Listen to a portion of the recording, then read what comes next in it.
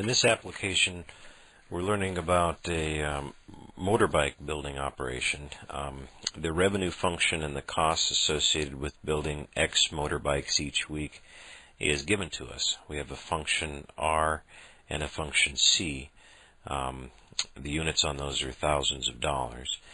And X is the number of motorbikes that we're making each week. And the question they have here is, a very practical one. How many bikes should they make in order to maximize the profit? The one thing you notice right away here is that they did not give us the profit function.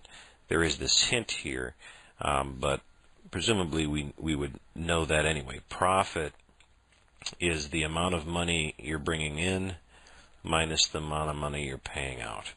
So this is the money that's coming in, cost is the amount of money that's going out, and the difference in those two is what's left over, and that's called the profit. Whenever I'm working with one of these problems that has the word maximize or minimize in it, the first thing I look for is what am I trying to maximize or minimize. In this case, it's the profit. So the first thing I start to ask myself is, can I build that function? Some of these applications it'll be handed to you, but most of the time you will be asked to build the function that you will then analyze and find the maximum or minimum. So first things first, I need to know what the function is that I need to find the maximum for. And I was given the building blocks here, so constructing this function is not too difficult in this case. Revenue minus cost. And you do want to take care to subtract the cost function, so you're going to need parentheses here or distribute them on the fly.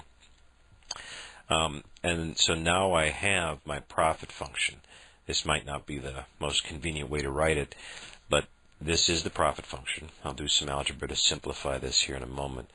But the idea here now is to find basically what is the highest point on the graph of this function. The highest point on the graph of this function will be its maximum. And we are looking for how many bikes, which is the X value. So we are looking for the X value that will put us at a maximum.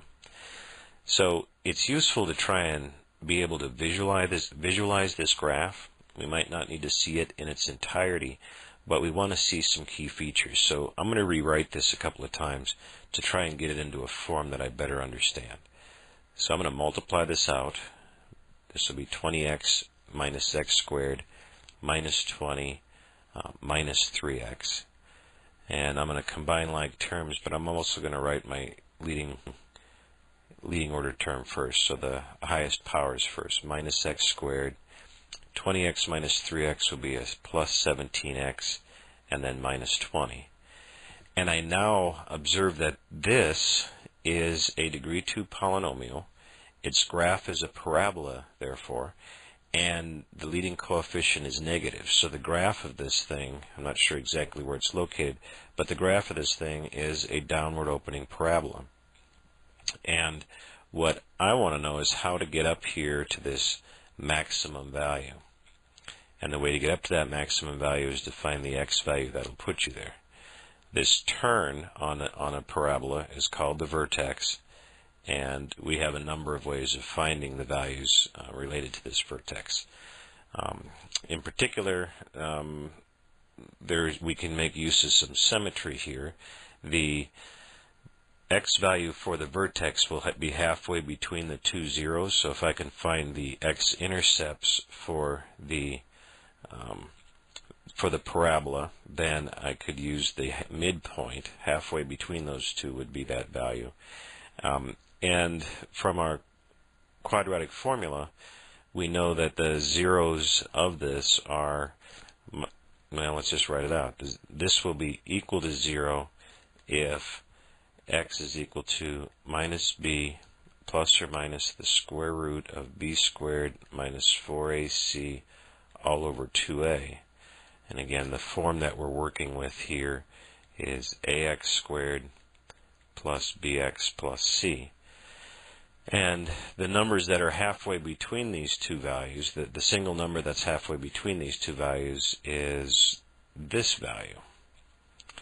So the x value for this turn is minus b over 2a.